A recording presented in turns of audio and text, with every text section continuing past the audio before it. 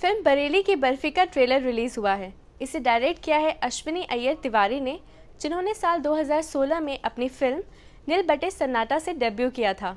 ये फिल्म एक माँ और एक बेटी की कहानी है, जिसमें माँ दूसरों के घरों में काम करती है, लेकिन वो अपनी बेटी को खूब पढ़ाना चाहती है। वो चाहती है कि उसकी बेटी ऑफिसर बने, लेकिन इसके ऑपोजिट उसकी बेटी सोचती है कि एक काम वाली बाई की बेटी तो काम वाली बाई ही बनेगी।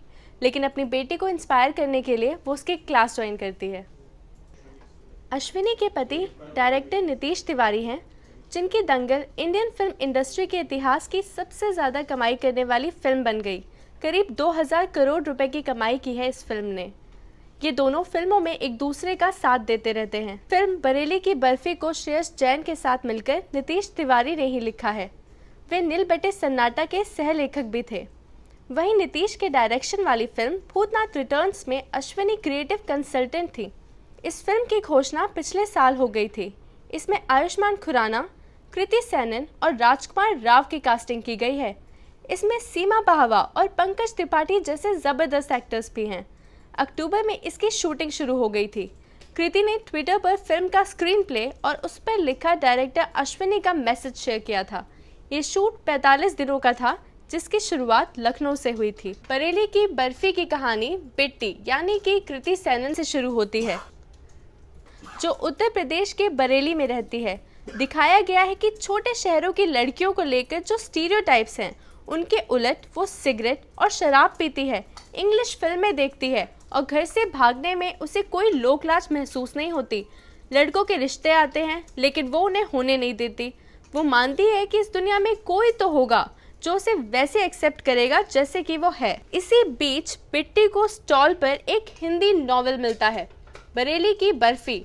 वो उसे पढ़ती है और उसके लेखक के विचारों से बहुत ज़्यादा इंस्पायर्ड हो जाती है। वो उसे वैसा ही वर लगता है जैसा कि वो चाहती थी। कवर के पीछे देखती है और उसे रोनी सी सूरत में एक लेखक दिखाई देता है, प्रीतम विद्रोही, जिसका रोल राजकुमार राव ने किया है। अब पिक्चर में एंट्री होती है चिराग दुबे की, यानी कि आयुष्मान खुराना, जो कि एक टिपिकल यूपी वाला लड़का है। उसके बुक स्टोर पर बिट्टी प्रीतम विद्रोही का पता पूछती है और वो दुखी हो जाता है, क्योंकि वो बिट्टी को खुद पसंद करने लगता है। अब बिट्टी कहती है कि उसे विद्रोही से मिलना है। नॉवेल लिखने के अलावा विद्रोही दुकान पर साड़ी बेचने का काम करता है और बहुत ही भोला भाला लड़का है। चिराग उससे मिलता है और उसे कहता है कि वो बिट्टी से मिलकर उसका दिल तोड़ दे, ताकि उसका रास्ता क्लियर हो जाए। वो विद्रोही को बुरा बनाकर बिट्टी के सामने पेश करता है, बल्कि बुरा बनने के बजाय बिट्टी के सामने उसकी जो पर्सनालिटी है वो अलग ही दिखती है। बिट्टी उससे इंस्पायर्ड होती जाती है, उससे इम्प्रेस होती जाती है।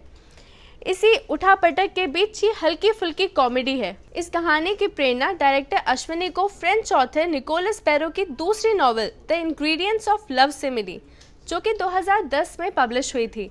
अपनी फिल्म नील बटे सन्नाटा के आखिरी शेड्यूल को खत्म करके जब वो मुंबई के लिए फ़्लाइट लेने वाली थी, तब दिल्ली एयरपोर्ट के एक बुक स्टोर से उन्हें ये नॉवेल मिली। उन्होंने इसे कुछ ही दिनों में पढ़ दिया और इससे वो बहुत ज़्यादा इंस्पायर्ड हो गई। फिर उसे उन्होंने नीतीश को भी पढ़वाया। उसके बाद ये तय हुआ कि इस पर एक फ़िल्म बननी चाहिए। बाद में BR स्टूडियोज़ के प्रोड्यूसर्स भाइयों अभय और जूना चोपड़ा से वो मिली। उन्होंने ये कहानी सुनाई और वो इस फिल्म को बनाने के लिए मान गए।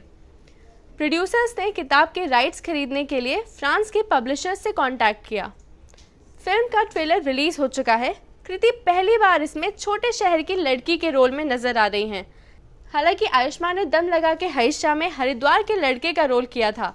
राजकुमार राव ने बहन होगी तेरी से लेकर काई पोछे में ऐसे कई किरदार कर चुके हैं। बरेली की बर्फी 18 अगस्त को रिलीज होगी। इसके साथ एक और फिल्म रिलीज होगी जिसका नाम है हसीना पारकर। इसे डायरेक्ट कर रहे हैं अपूर्व लखिया। इस फिल्म में श्रद्धा कपूर दाऊद इब्राहिम की बहन डॉन हसीना के किरदार निभा रही हैं।